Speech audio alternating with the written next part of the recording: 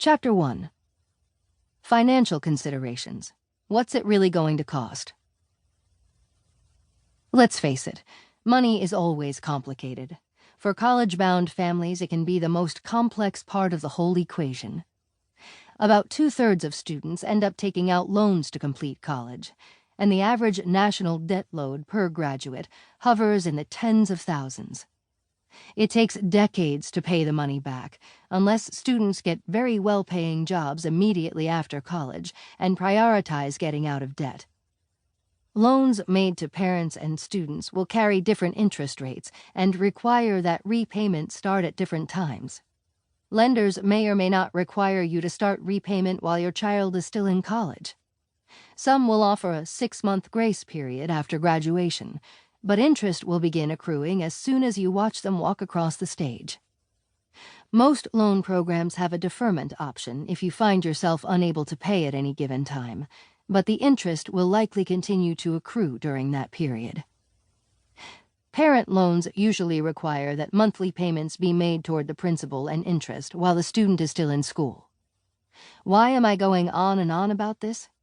Because many parents and students just sign financial aid forms, loan agreements, and other important documents without reading them. This is a mistake. When I ask a parent or student how much they have borrowed and at what interest rates, they should know the numbers right off the top of their heads. Since most people do not talk about financing college, much less read the fine print, they are unaware of the repayment terms for any of their debts. Let's make sure you go into this with your eyes wide open. Federal statistics suggest that the overwhelming majority of degree-seeking students receive some sort of aid, whether in the form of grants or loans. About 9 of 10 first-time degree or certificate-seeking full-time undergraduate students at four-year institutions receive some sort of financial assistance. In other words, almost no one pays full price. Likewise, what it costs the institution per student is always far more than the sticker price. The rest is paid by income from state and federal sources, fundraising, and the university's endowments. If you are the parent of one of the 90% of students who will receive support of some sort or another, you have already filled out the FAFSA and will continue to do so every year. But the college cost landscape is complex, so the answers to several key questions will interest you.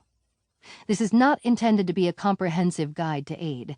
There are, after all, many books, not to mention not-for-profit and for-profit consultants, solely dedicated to helping you understand the best ways to pay for college. What follows is a quick guide to some of the most important issues you'll face if receiving financial assistance is important to you.